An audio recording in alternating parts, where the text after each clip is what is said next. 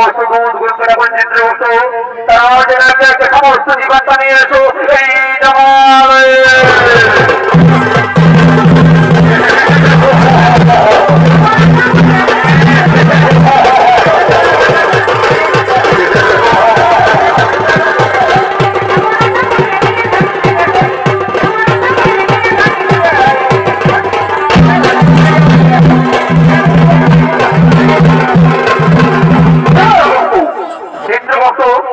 আপনি আপনার কথা বলে দেখুন চিত্রগুপ্ত